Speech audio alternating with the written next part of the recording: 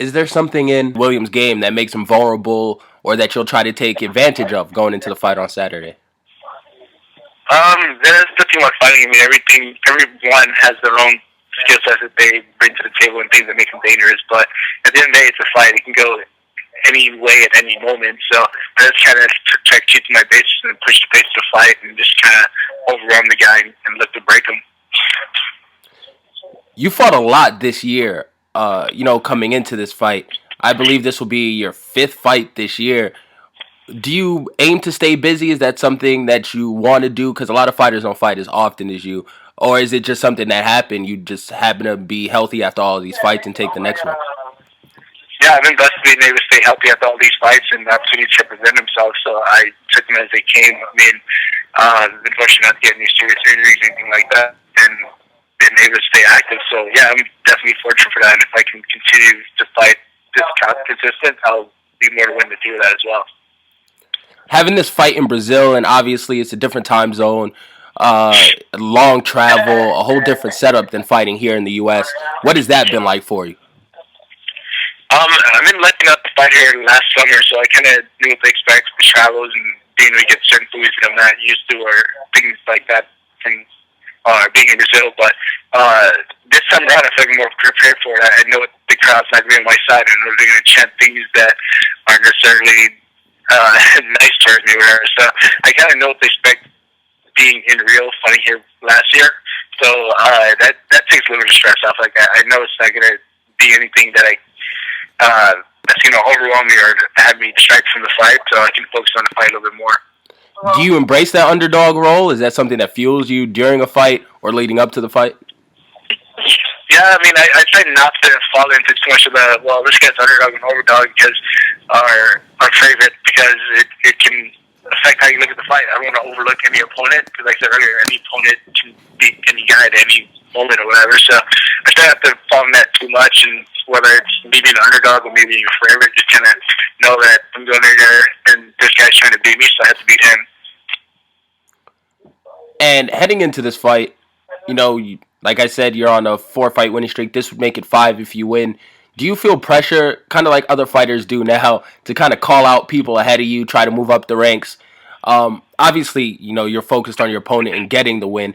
But when you do win, is that something you feel pressure to do now? It seems like that's what the UFC is trending towards.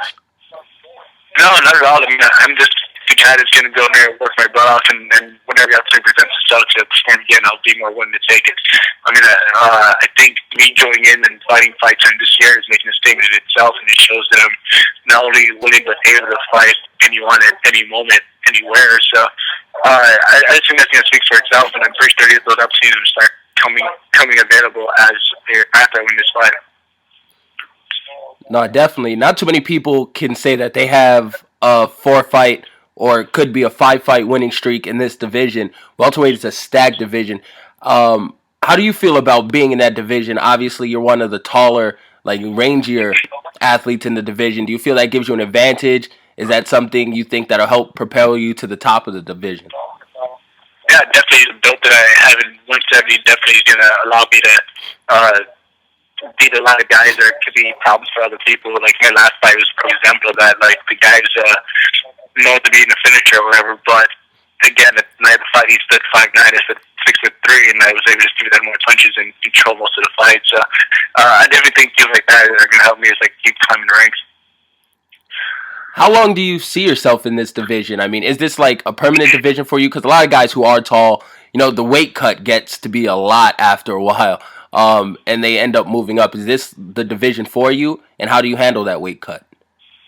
Yeah, I mean, I think this is my first division. The weight cut's not difficult at all. I mean, for me to make 170, it's simple as like, I'll add a little bit of this to my diet, take some of that out, boom, 170.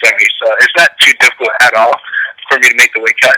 But as I get older, as metabolism slows down, as my body changes, things like that may affect how I go down to 170. But as of right now, I don't see myself moving up to 185 or anything like that anytime soon. And with this fight against William, do you think, are you going in aiming for a finish? What's your mindset as far as that's concerned? Or do you just go in looking for the win? Yeah, I go in the fight looking for a win, whether it comes by submission, knockout, or decision. I just go in there and try to love my opponent and beat him. Like, if it's gonna get finished early on or knock out early on, great. But I'm just in my mind, I have that I'm gonna go in there and fight for 50 minutes. If it goes 15 minutes, I was prepared for that. If it goes less than that, then you'd be going to the next fight without much time spent on this one. Before we get out of here, anything that you want to tell your fans, drop your Twitter handle, anything like that, before the fight so they can follow along with you? Yeah, I mean, just follow me on Twitter at Neil Magny and _. That's pretty much it.